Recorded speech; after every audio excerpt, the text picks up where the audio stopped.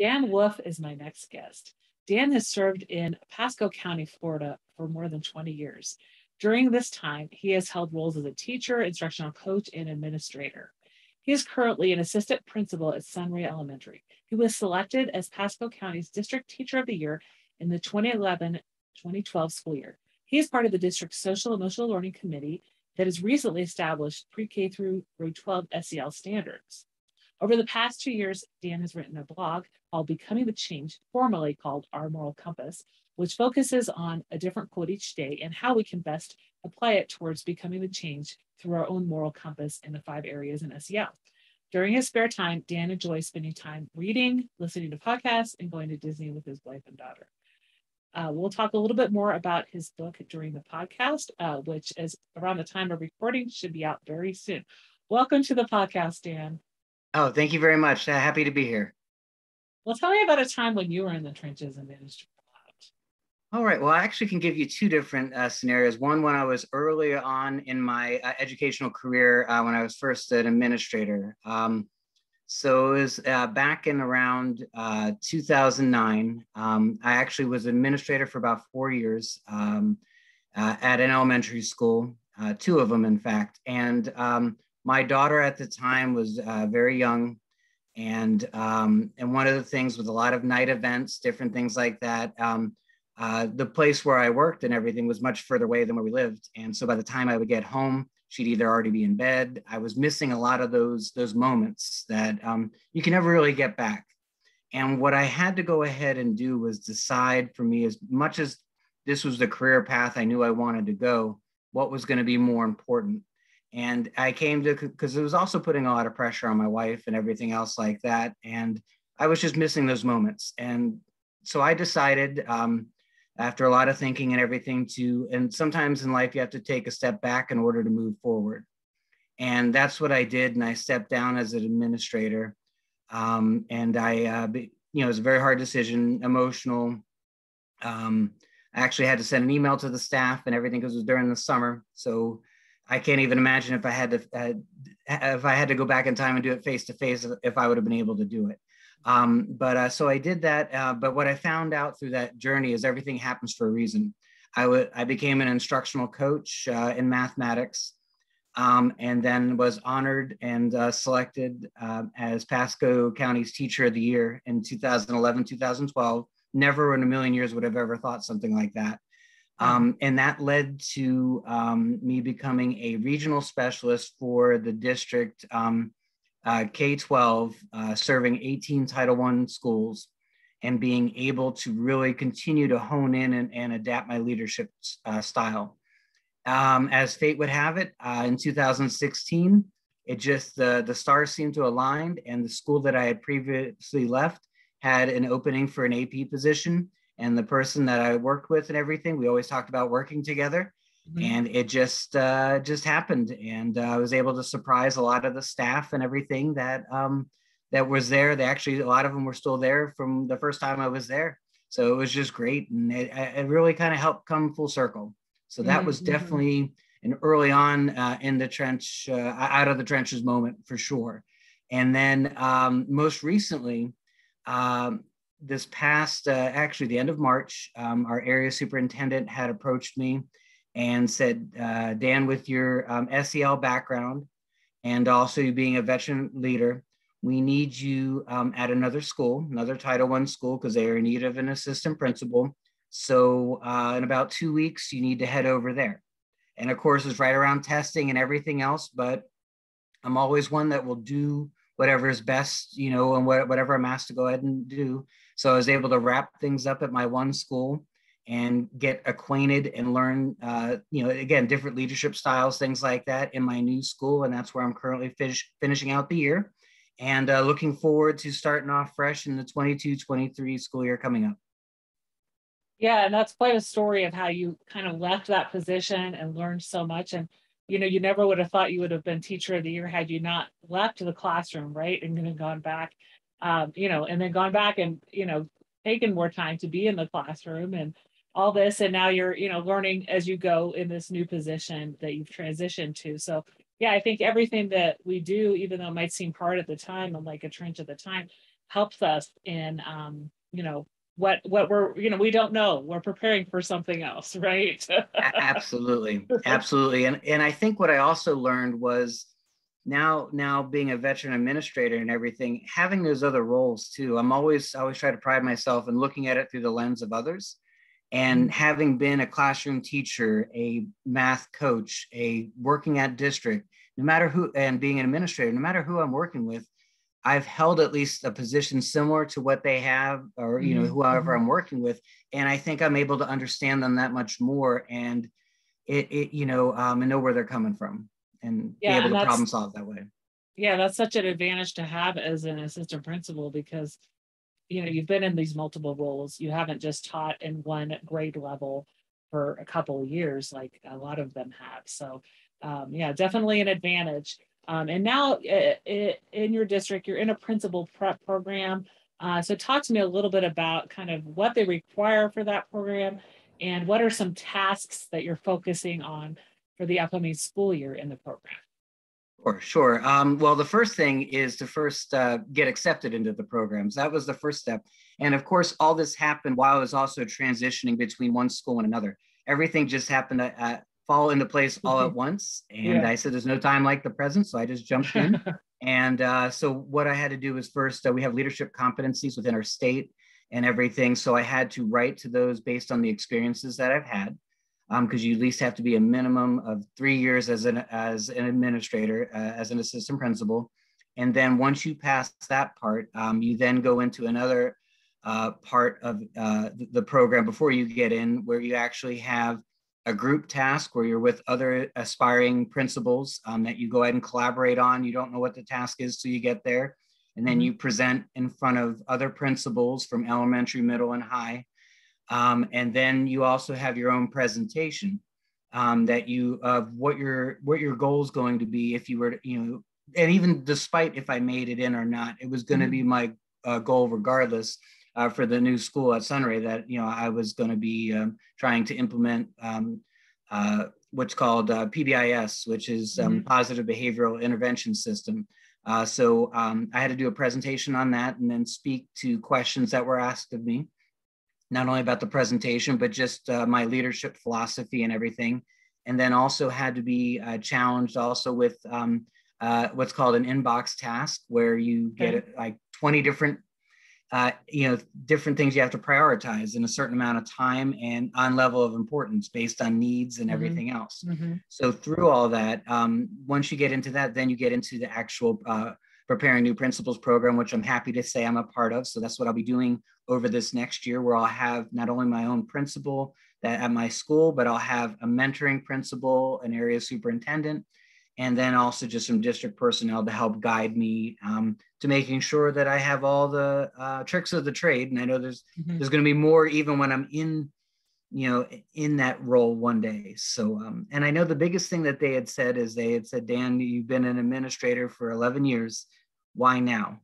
And I told them, because it's time, because I'm the one that's ready to go ahead. People have always said, Dan, we'd love for you to go. It would be great if you became a principal. We'd follow you and everything, but I had to be ready. And that's what I told them. I said, now I'm ready. So. And it's so great that your district has this. I've heard of leadership pipelines and things like that, but to actually have something where, one thing, it's competitive to get in, but also you have the mentor principal, area superintendent, and then you're focusing on this task. It's definitely getting people ready for the job. But you told me in the pre-chat, doesn't necessarily guarantee a position in the district. But it could help you maybe if you're applying outside the district, hypothetically, at a later time. This is something good to put on your resume as well, correct? Absolutely. Yeah. I mean, every little bit helps. I believe every experience, even if you don't make it into whatever that next round or whatever, it's going to make you better in the long run. And again, I think it's all about perspective. It's how you look at things. And I always try to look at things as like a half glass full type of person. Yeah. Because what's the sense of looking at it as half empty? It's not going to get you anywhere. No, correct. So I mentioned a little bit in the bio. So you have an upcoming book coming out. As a recording, it should be out next week. It's called Becoming the Change: 5 Essential Elements to Being Your Best Self. Talk me a little bit through writing the manuscript and reaching out to publishers, and then now getting it published.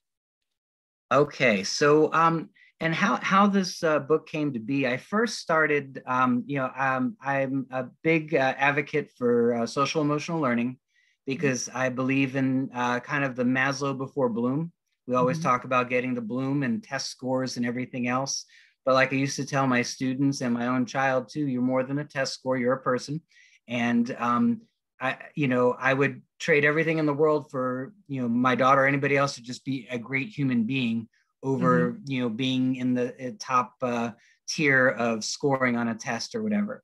But with this, what I decided to do when I was a part of the Social Emotional Learning District Committee, where we created pre-K through 12 standards, I was just sitting there and and I'm a big quote person, and I've read a lot of different ones about our moral compass. And I said, well, that's essentially, in my mind, is what those 5 areas of social emotional learning are: self-awareness, self-management, relationship skills, responsible decision-making, and social awareness.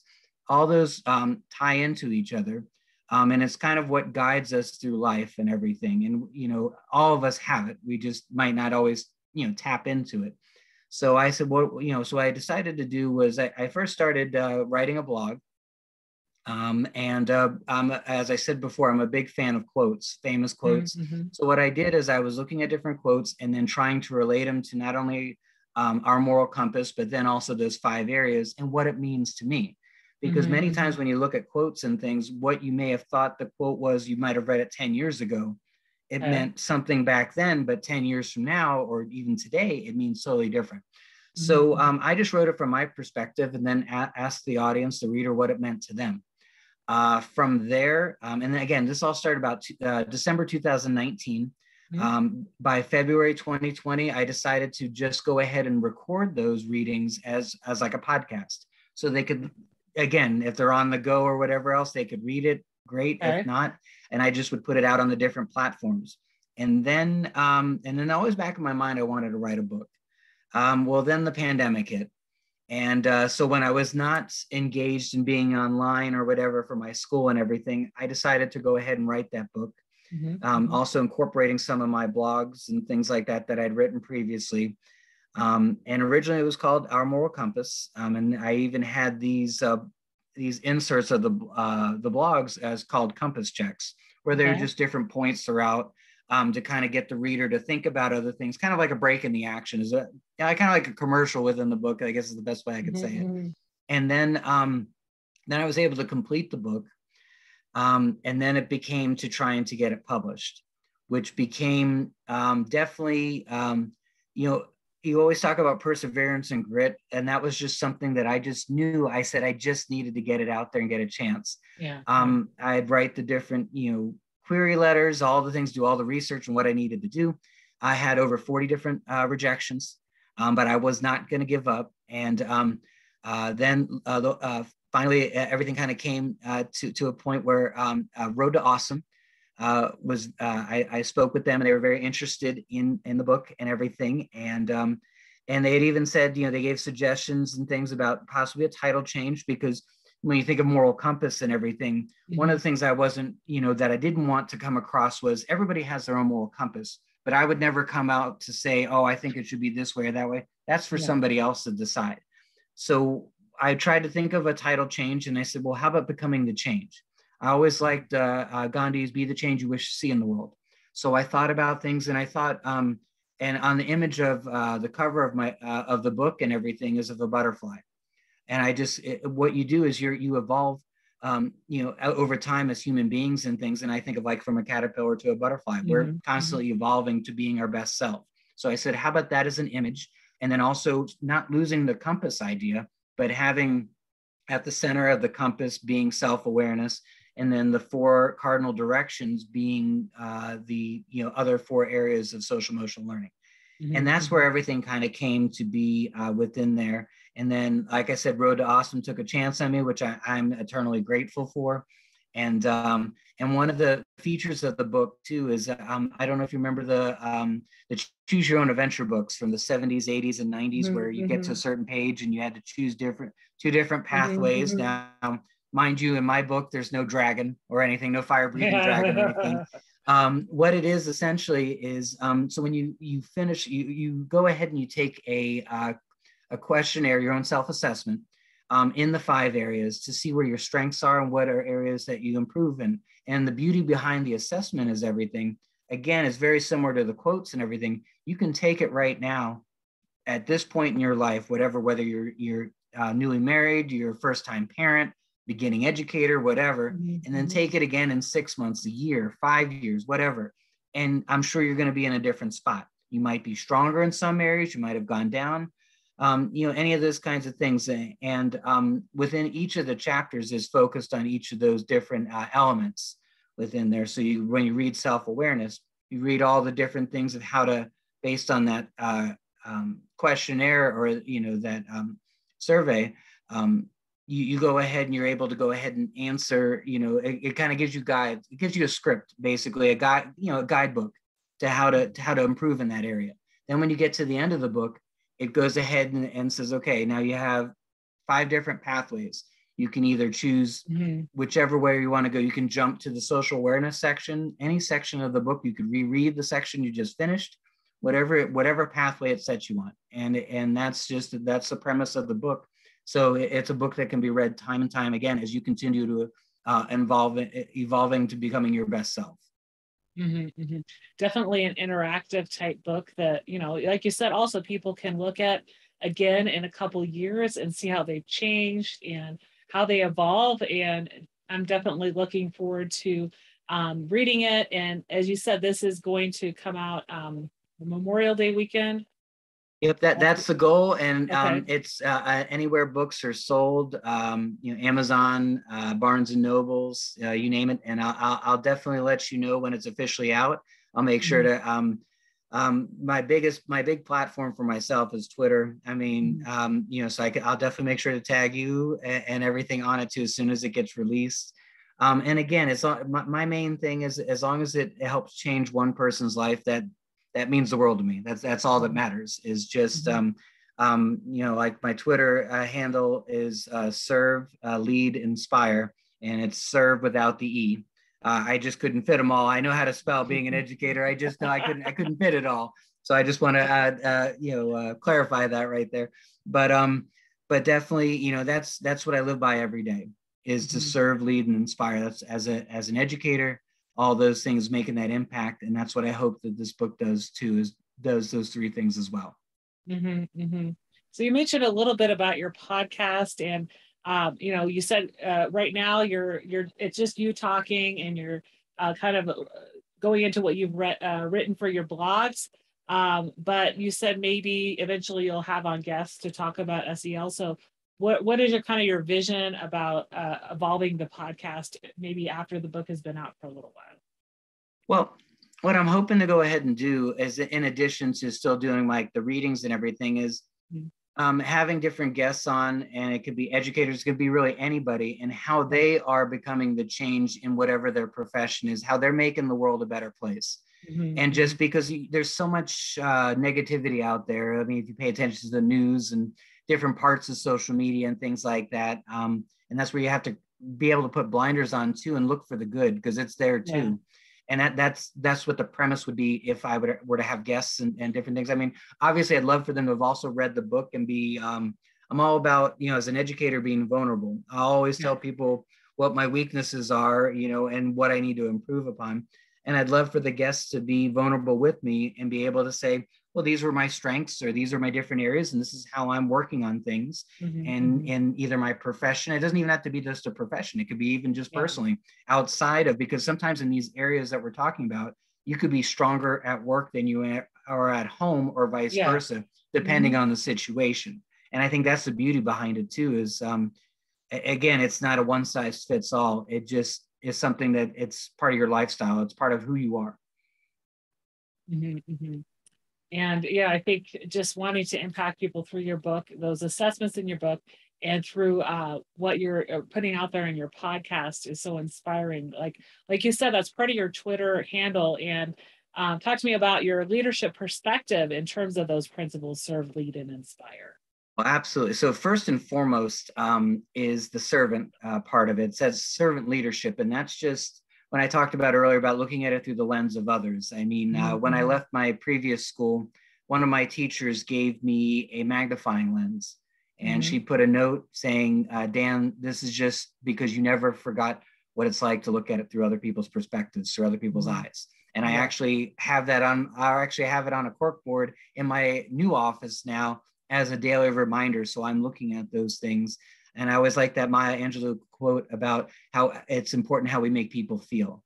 Mm-hmm. And that's, and to me, that's, we, people talk about legacy and things like that. And to me, legacy is not about money or anything else like that. It's just, have I left this, when I leave this world one day, have I left it as a better place? And that's all that Mm-hmm. I could ever ask for. So that's the serve part, is the needs of my staff, Mm-hmm. the Mm-hmm. needs of the people around me, the kids that I serve at the schools that I'm at. That comes first and foremost, and then that's where it leads right into lead. Just being able to, again, not be, be that guide on the side is the way that I kind of look at with the leadership part of it. I try to be a little bit, I guess, like the Jiminy Cricket of the 21st century in a way. You know how we say, "Let your conscience be your guide." I am letting it saying, "Let your compass be your guide," meaning your moral compass, whatever that is. And just trying to be their best self. Because to me, when you're leading, you're also making sure that you're trying to develop those leaders as well. Because Mm-hmm. it doesn't do any good to just be leading all the way up front. I like to lead from behind also, to be able to have those around me really build up their leadership chops, so to speak. And then the last part is inspire. And it could be inspiring with words, with messages. During the pandemic, I would, because I used to read quotes on the morning news. And since we didn't have that anymore, what I did is I Mm-hmm. went to social media and I recorded myself quotes, positive messages from the day, from like John Gordon's book and things like that. And that really helped when I put it out on Twitter and LinkedIn or any of those things. It really, I'd get feedback from other leaders and everything, that it just inspired them on their way to work. And again, that's all that mattered. It Yeah. didn't matter about followers or likes or whatever. It's like, hey, if you want to listen to it, great. If you don't, that's okay too. Mm-hmm. It's going to inspire somebody. So that's where the inspiration comes through. And I even have uh, teachers asking me if I'm going to be doing that at my new school. And I said, well, once we start off the year, I'll go ahead and do Mm-hmm. that. But just to start off fresh, but that's Yeah. having those principles and reminding myself. It's even part of my alarm when I wake up. I'll see the message when the alarm goes off: serve, lead, inspire, because it just reminds me of that. It starts off my Mm-hmm. day. Yeah, and that's a great way to just have that in place, like just to start your day and remind people on the way to work. Like you said, these quotes on social media, definitely worth a follow for those who like just seeing those quotes in the morning. So we've talked so much about just your journey, transitioning back from leadership into the classroom and coaching roles, and your book and podcast and your leadership perspective. Out of everything we talked about on the podcast today, what's one thing you'd like listeners to remember?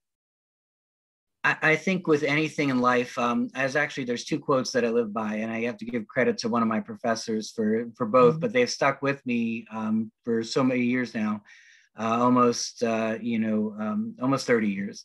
Mm-hmm. And one of them, if it's to be, it's up to me. And I even use that with my students. And I would tell them, in life, no one's ever going to hand anything to you on a silver platter and say, here you Mm-hmm. go, here's all your hopes and dreams. You have Yeah. to go out and get it. You can only rely on yourself. You can only control yourself. And the other one is, as a leader and everything, it's a poor frog who doesn't praise its own pond. And with that one, it's just always never to forget to be grateful for the people that are around you, because it's really that core people that are around you, that they're the ones that make you you, Mm-hmm. and are able to provide that why. And it's not Mm-hmm. just coworkers, it's the kids, it's all different facets, it's family. That's your why you do what you do every day. And you just have to praise them, and just don't, I think the biggest thing is, don't forget where you come from. Yeah. I would always tell my staff, and I said, yes, I was a teacher, but sometimes administrators forget what it's like to be in the classroom. They Yeah. just forget. And I always would tell them, I still tell them to this day, I need you to call me out if Mm-hmm. if I forget what it's like to be a coach, or even when I become a principal. I love my AP to tell me, Dan, you're forgetting that, you know, all these other factors, you know, Yeah.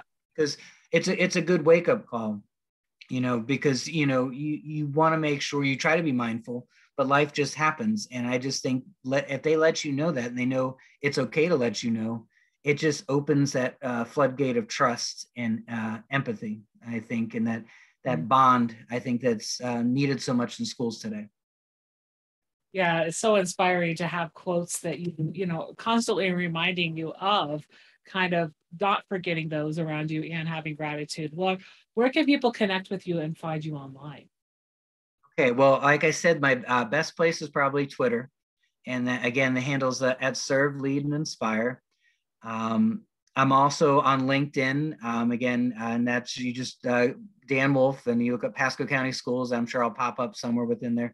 Those are my two platforms within there. And then on Spotify or Apple Podcasts is where the recordings go and everything. And then WordPress is where the blog is. But I also share the blog out through LinkedIn and Twitter simultaneously when I go ahead and send that out in the mornings and things. So Great. I'll make sure to link those in the show notes. Well, thank you so much for being my guest on the Out of the Trenches podcast today. It was a pleasure having you on. oh, I really appreciate it. Thank you so much for having me.